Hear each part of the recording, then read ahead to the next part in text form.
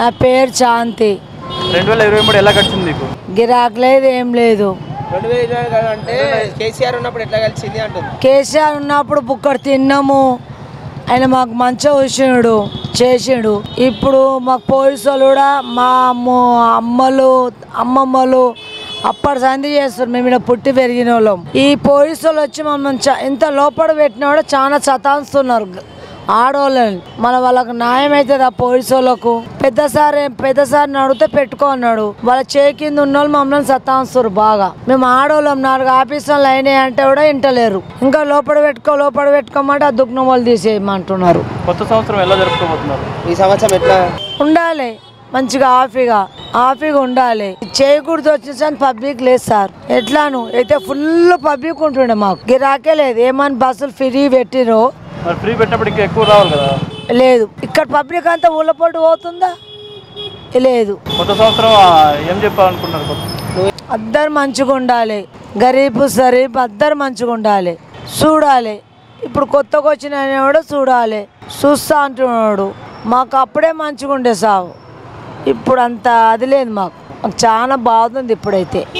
అప్పట్లో మాకు చాలా బాగుండే, ఇప్పుడు ఏం లేదు. మరి చూస్తాం, ఆయన వచ్చి కూడా నెల అయింది. మళ్ళీ ఇంకా అన్ని చేస్తా అంటున్నాడు. చేస్తే మంచిది. గరీబ్ సరీబ్కి అద్దరు చేయాలి, మంచిదే. నా పేరు కృష్ణ అండి. 2023 ఎలా గడిచింది? 2023లో అంటే అది పర్లేదు అండి, అది బాగానే ఉంది.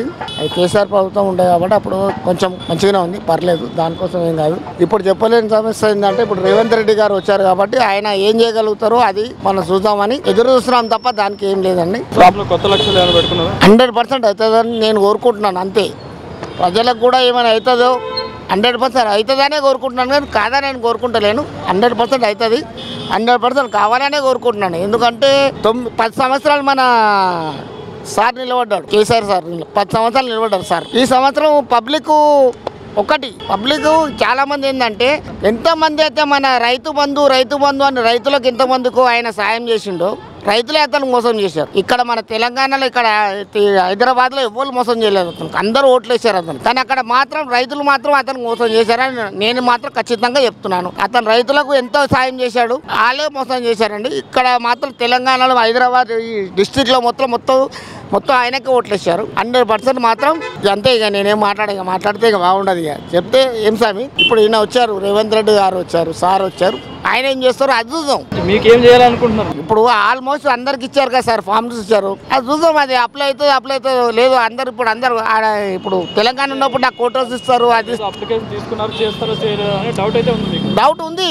లేదని అంటే నేను ఉంది, 100% ఉంది. ఇప్పుడు అంటే కేసీఆర్ ఉన్నప్పుడు కూడా ఇచ్చారు, ఫ్లాట్లు ఇచ్చారు, ఫార్మ్స్ ఇచ్చారు, తాళాలు ఇచ్చారా, ఏదైనా దాని పట్ట ఇచ్చారా? ఎవరికి ఇచ్చారు?